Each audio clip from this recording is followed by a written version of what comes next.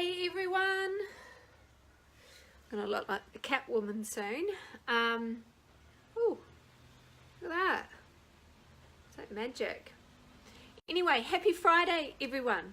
I just thought I would get on today after speaking to many more mums this week. Oh, it's gone now. Oh, there it is. About mindless eating.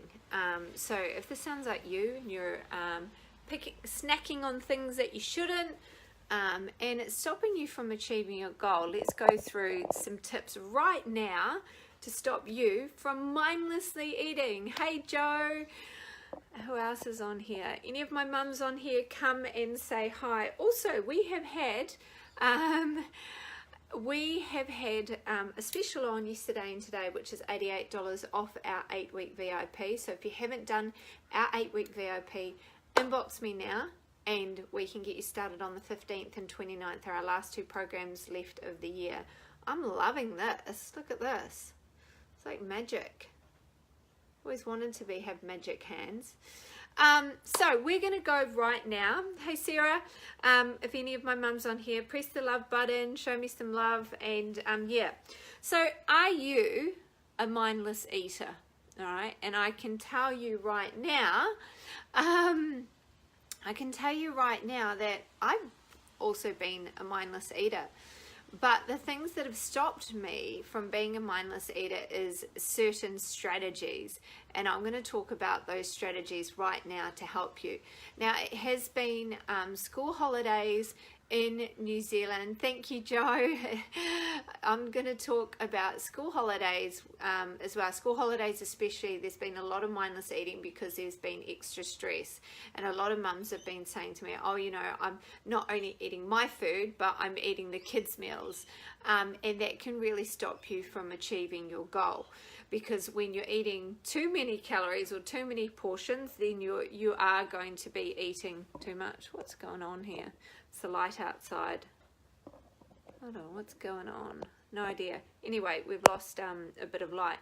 Anyway, so mindless eating, I think, to really simplify it, to rather than say, oh my gosh, okay, we're going to cut out foods, why don't we look at no food is a bad food right now, okay?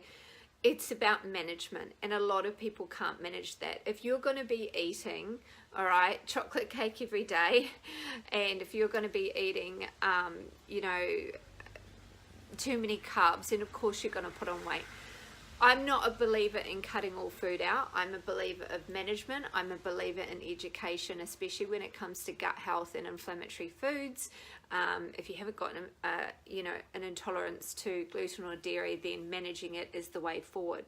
So what is the first thing we do to simplify your mindless eating is go for smaller packets. You know, if you're going to be buying big packets of chips or big packets of that, go for smaller ones, because then you're going to have a control factor. All right, because sometimes when we look at cutting things out, it can be very overwhelming. So that would be your first stage of mindless eating, is go for smaller packets or smaller portions.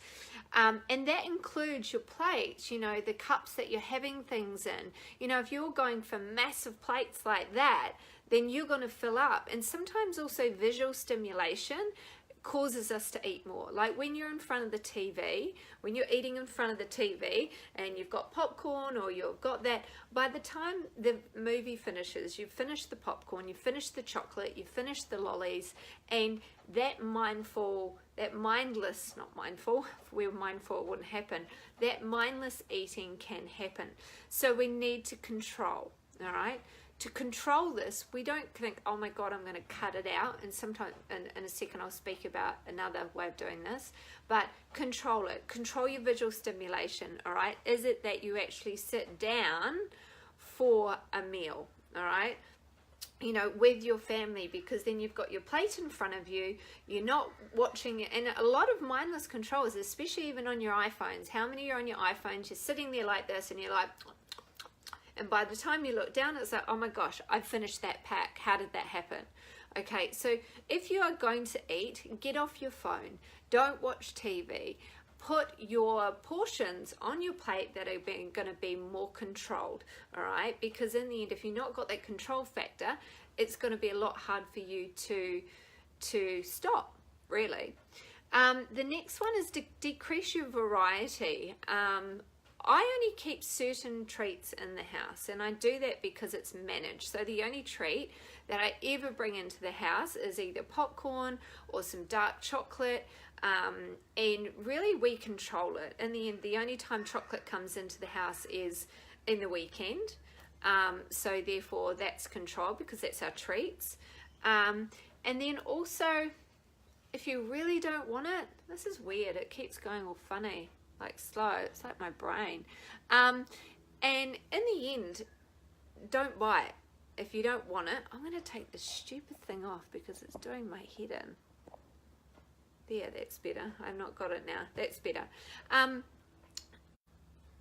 If you are a mindless eater, all right, if you can't do the portion thing, if you can't not watch TV while you're eating, then don't buy it, all right? That's the simple solution. If you have no control of portions, or, you know, or bringing it down, or, you know, not having a routine with your family when you sit in front of the TV or your tab, don't buy it. You know, it's a simple thing. And, you know, I just don't buy it. I'm human. If there were chips in the house, if there were chocolate biscuits, if there were burgers, I would eat it. I'm human. I love food, all right? I absolutely love food and always have done. So in the end, why do you need it in the house? You know, that's a simple control factor of mindless eating, especially. And the other thing that happens now is people say, oh, I've got to have it in the house for the kids. Why do your kids need it? You know, like in the end, get your kids can have treats, but don't keep it in the house. Take it outside the house or have a control. Okay, guys, we sit down for dessert tonight. And tonight I've made chia seed pudding, or I've made homemade banana bread, you know, not highly processed refined sugar crap that you have no control over. That's the simple thing. Eat slowly. That's one. Could you eat slowly? Probably not if you're watching TV, so get off watching TV and eat slowly. And choose who you eat with. You know, some people, you know, eat more than me.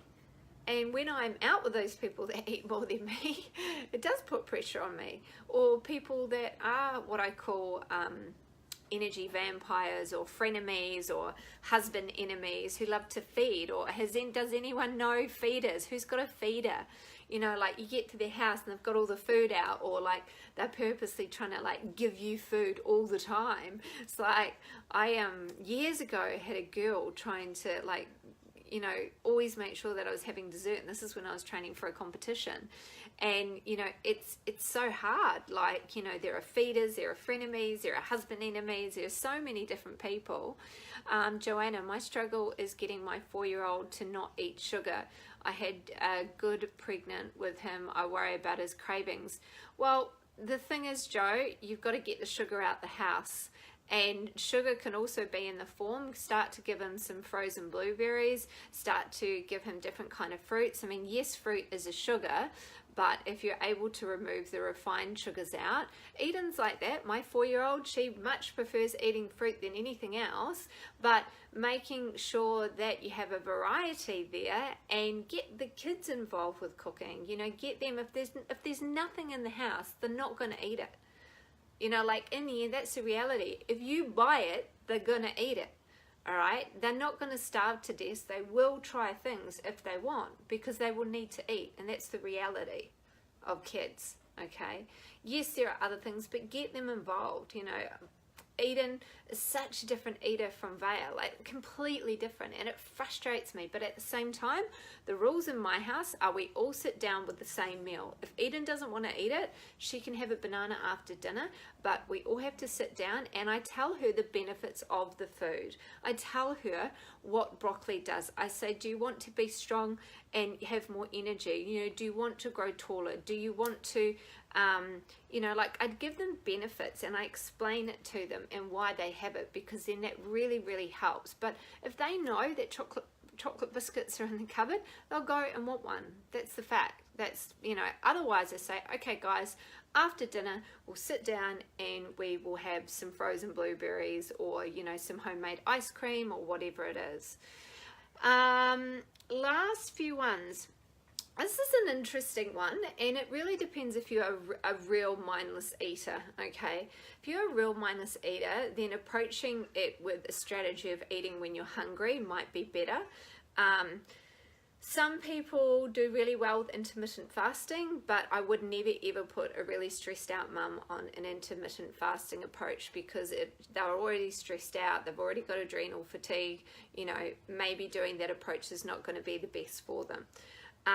You know, at the moment I've got so many people saying, you know, what about keto and what about paleo? Look, in the end, anything that's restrictive on a really stressed out mum probably isn't going to work, because that's all they're going to think about. And the hierarchy for a really stressed out mum, or who has adrenal fatigue, is getting hold of the stress, because no amount of special diet is going to aid that. You know, we need to take a step back and look at stress strategies, and those stress strategies might be even supporting them from a holistic point of view, you know, going to an integrative doctor or a naturopath to get them herbs that can support that, getting into bed early, breathing techniques, yoga techniques, you know, things that are really going to help with that. Because when we have more stress, that's when a lot of our actions happen, you know, with the emotional eating or mindless eating. So it's always looking for a cause. You know, with all my mums, I'm always looking for a cause.